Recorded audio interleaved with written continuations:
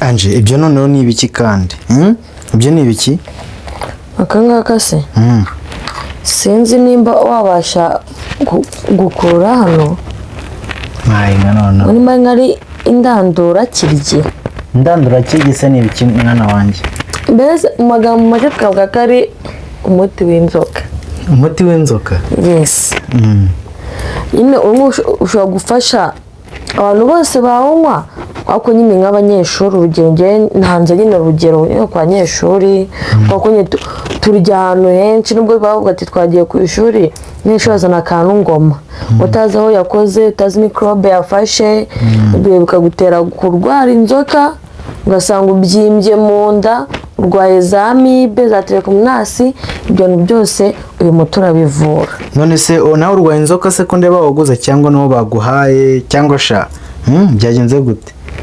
None se umvuge ko ndi muzima 100%. Nanjye baryo mu mirange si baburamo indwara nyine mbaye mwiteretse. Nago wakiburiramo ubuyokayoka. Nago bwabura. Nta muntu ujya webura burya ngo n'umuntu utagira utiyoka nago ari muzima. Nago bwaba nyine ndizigamye. Baye nizigamye kuvuga ati byana biramutse binangaranye.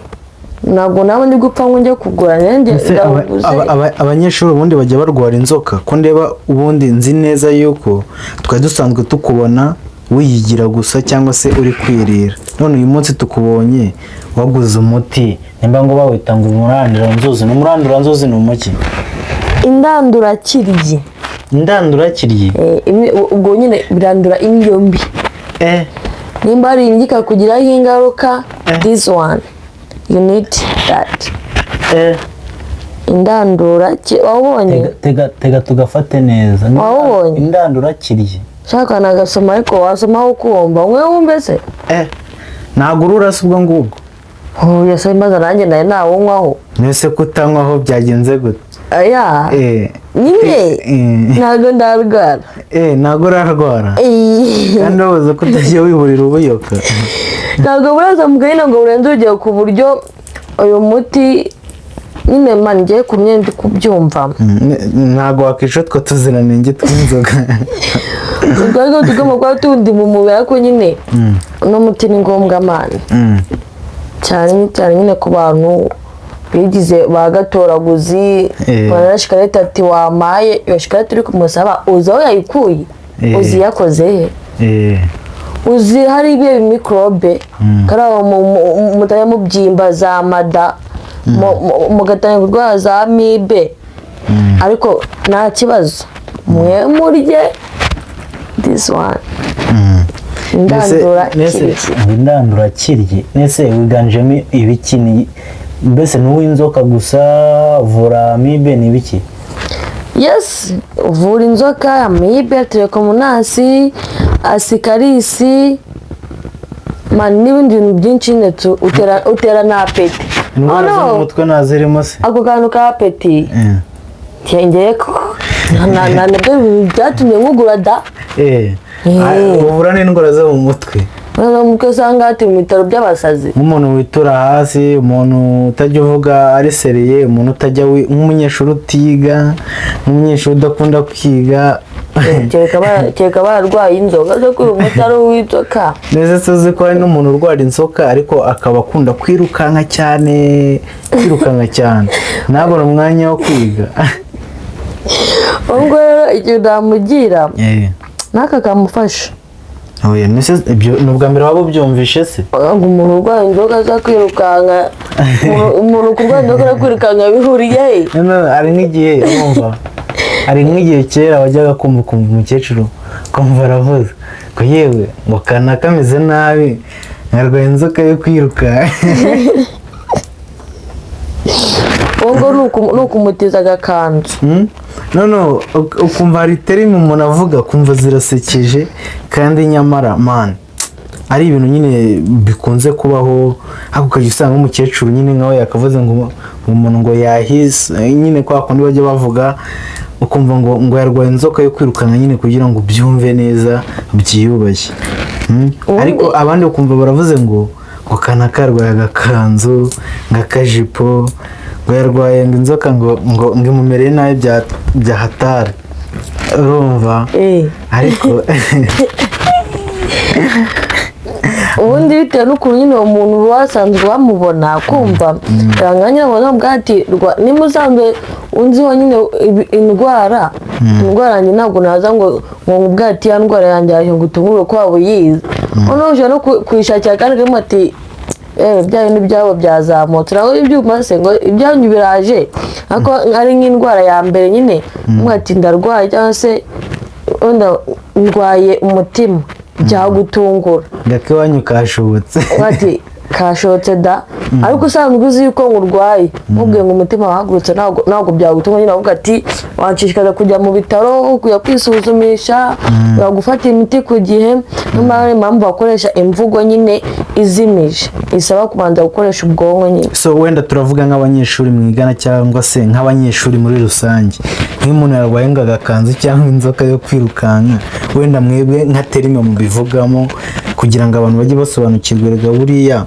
ikinyarwanda cyacu kirashimishije, hari n'ukuntu kijya cyumvikanwa ku buryo n'abanyamahanga bajya bakunda nyine kuba bavuga ikinyarwanda kuko kirashimishije, kirasekeje. Kuko niba muravuze ngo umuntu yarwaye inzoka yo kwirukanka, ukimara kubyumva inzoka yo kwirukanka ayirwaye ate?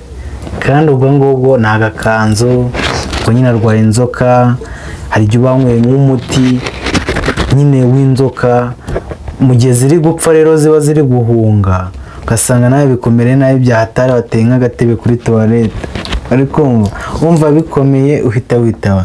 Nk'abanyeshuri ubundi nk'iyo umuntu arwaye agakanzu cyangwa nyine yarwaye inzoka kwirukanka, mwebwe nyine mubivuga gute? Ni izihe terime mukoresha ku kigo?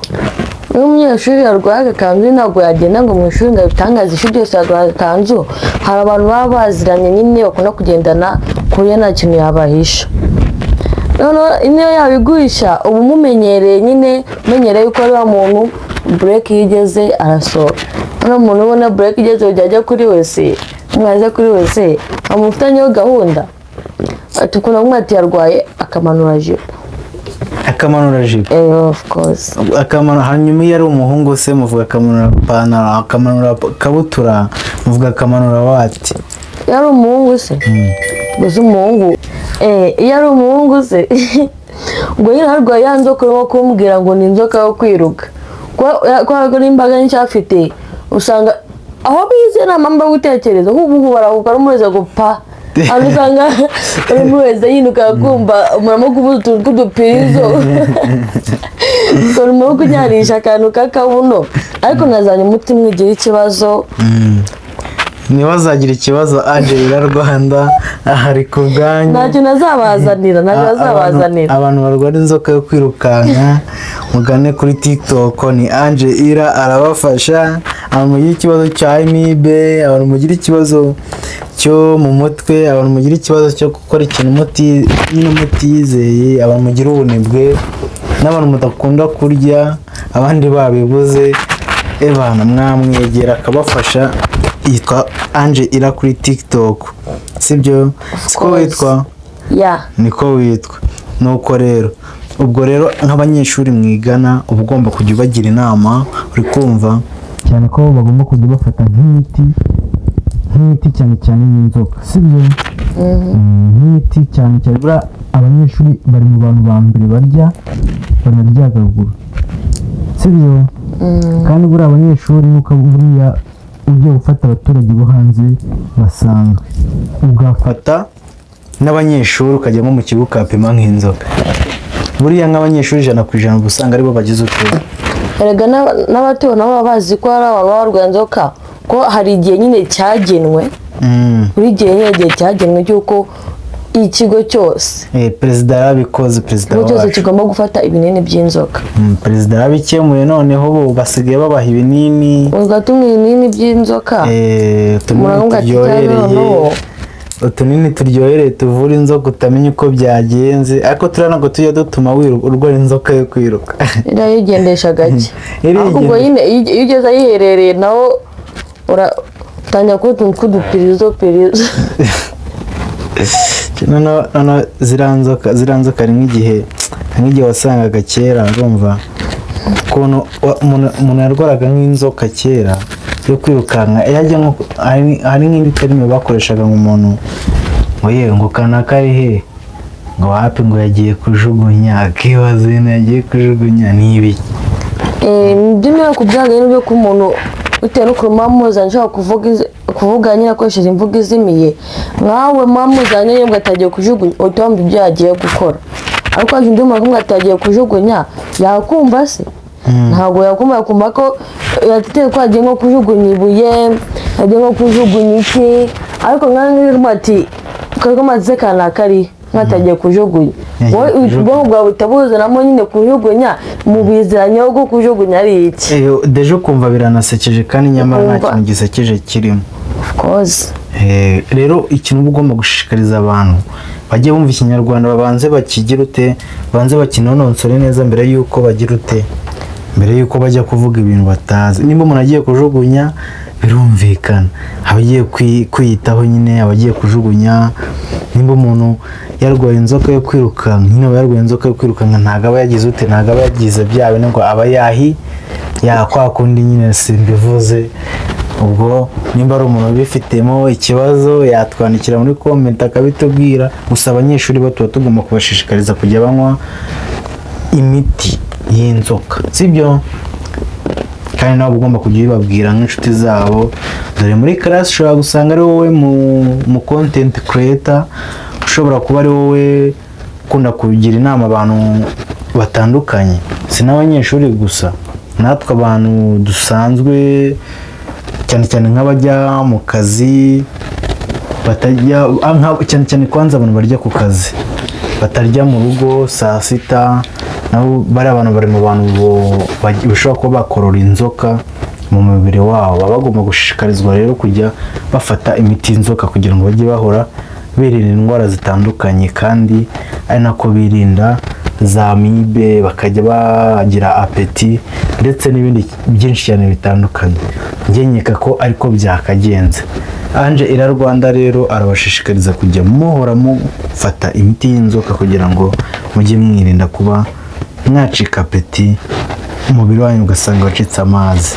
Ange Ira rero mbwira ikintu wasaba abantu bagukurikirana cyane, yaba kuri TikTok, kuri YouTube ndetse kuri Instagram. Ikintu nababwira nyine icya mbere n'uyu muti, uyu muti indandura kiryi rwose wongeye nawemeye utera apeti man. Ndabona watangiye no kuba inzobe bana, umutwe wabaye munini watangiye kubyibuha. Banza umaje kunywa nkatungaye nk'utwungutu. Sasa na utungutu nyine ndatangira from now. Ubu ngiye gutangira mwe dore handitseho ngo ku bantu bakuru ni 3, ku bana ni kamwe. Ubwo wari muyesije uranye niyo nanywa 7 icyo mvuga ko apeti umwe 7 urengeje urapfa, cyangwa sinzi ko abaganga baba barabigena ubwo byagutera inzoka kurusha. Ubwo urumva niba bakubwiye umwe 3 ugomba guproronja mu nda, ariko urengeje 4 ubwo urumva bitabyirukanka ari 6 urumva 12 bana zose nimba zipfira rimwe. Kandi buri umubiri ubusabwa kuba ugomba kuba ufite basi umusirikare mu mubiri, kandi buri inzoka nayo iri mu bintu nyine biprotekta umubiri, ariko ahatoya, ariko ahanini buriya uzacunge nk'iyo umuntu yarwaye inzoka akanywa umuti w'inzoka, ahanini hari benshi cyane barwara. Kubera iki? Kubera yuko inzoka bazishe. Hari abantu benshi cyane barwara, subizi se? Ubwo ngo bakene ziri mu nda bakazica. Cyane se subizi, hari nk'umuntu ushobora kumara nk'ukwezi ataroga yamara koga akahita arwara. Subizi ko ari ibintu bisanzwe. So nibyo by'abamara ko nyine mba guys mwite ku buzima bwanyu, nicyo ni icyambere. Ku banyeshuri examen zaje man, nibagiye kubabwira by'amasomo. Examen zaje dore araburi ibyumweru ni 2 ibyumweru 2 hafi aho examen zaje man, mwige unaga mbazategura na karere karere. Of course nta karere kazategura kandi ni ugutegura ikayi yose yabibaza none nimba watsinzwe mu gihe umwe mumaye kwiga ngo tunite nka 5 umwe ngo nite 12 uzazifata tangira kare uwiga atangira kare ushaka inyaryama nkayo ntabwo uziga ku munsi uri bukore ikizami ubwe ngo uratsinda bye bye bye bye turabakunda.